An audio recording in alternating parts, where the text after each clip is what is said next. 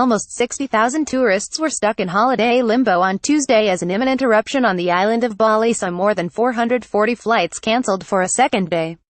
The panic began at the weekend when Mount Agung spurted clouds of grey and white ash across the Indonesian island and sparked a dangerous flow of debris, prompting fears it was on the verge of its first major eruption in more than 50 years.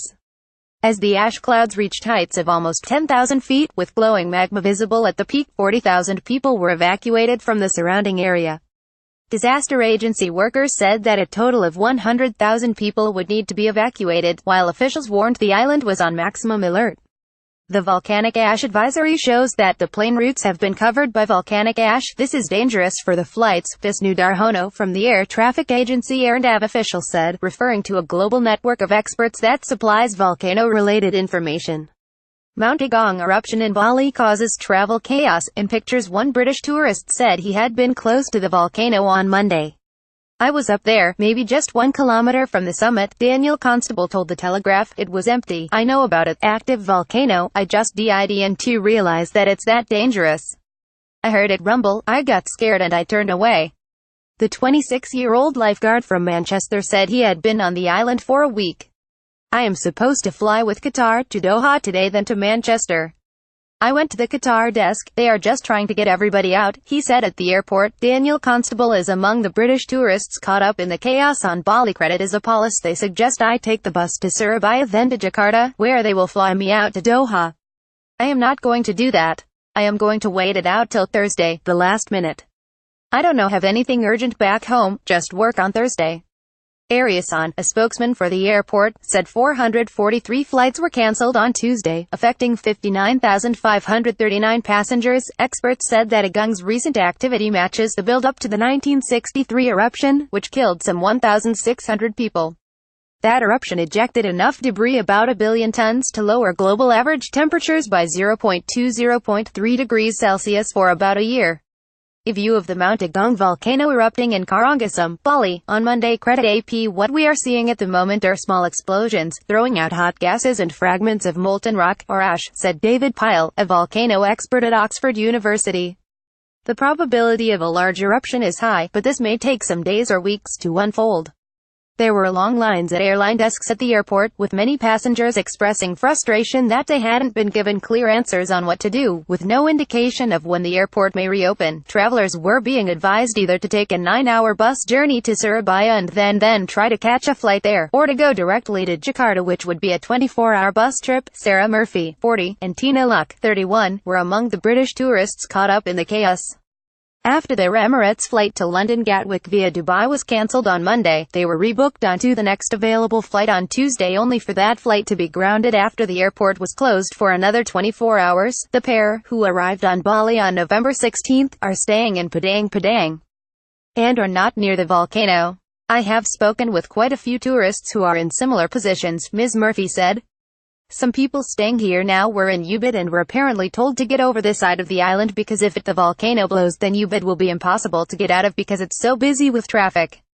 Tourists try to obtain flight information following the closure of Ngurah Airport. Credit Reuters. "Some other tourists I spoke to couldn't get hold of their airlines, so had no idea what was happening or when or how they would leave." Janine McKay, who was anxious to get back to Western Australia where she cares for her 80-year-old mother, told The Telegraph she arrived at the airport around 8 a.m. on Monday. "We didn't know anything about the cancellation. My other sister is now caring for her, so my sister and me can have some holiday here. I just need to go home." She added, "We didn't know anything about free accommodation. We heard nothing. I am 51 years old. It's not comfortable to sleep on the hard floor. I am not worrying so much for me about the eruption, but I do feel for the locals who lost their homes. For me, it's just the flight delay," she added, in a twist of irony. 31-year-old German tourist Gayla said she'd been assured by a tour guide that there was no risk of Mount Agung erupting during a visit to another volcano nearby. "I went to Mount Batur and saw the crater. My guide told me that there was another volcano that is actually active at the moment," she told The Telegraph. "At a glance, deadliest volcanoes," he said. "Don't worry, nothing will happen, it won't erupt. Now I am here. It was actually my friend who told me that my flight was cancelled. I didn't know anything. I checked in yesterday, all was fine. I checked the website, there was nothing. So, I came here. Indonesia's disaster mitigation agency said the volcano's eruptions were magmatic, meaning that lava has been forced to the surface. Blasts from the volcano were heard miles away. An agency spokesman said evacuation orders have been issued, but some residents had refused to flee because they felt safe or wanted to tend to their livestock. We really ask people in the danger zone to evacuate immediately because there's a potential for a bigger eruption, said a spokesman for the agency. Balinese people ride on an open car past Mount Agung erupting Sebe from Kubu sub-district in Karangasem Credit. AFP authorities will comb the area to persuade them. If needed, we will forcibly evacuate them.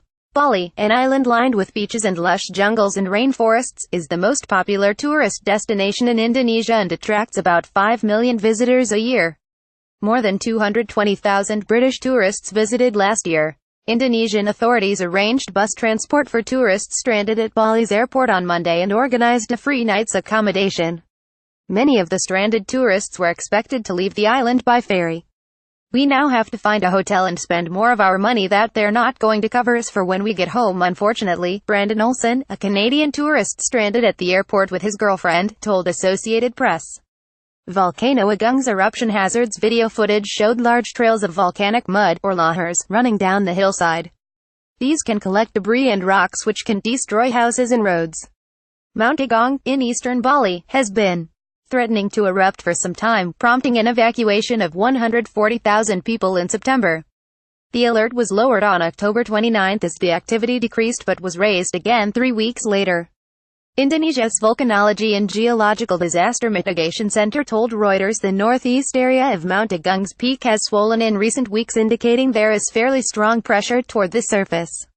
It said that a large eruption could send rocks bigger than fists up to 5 miles away and volcanic gas to a distance of 6 miles within 3 minutes.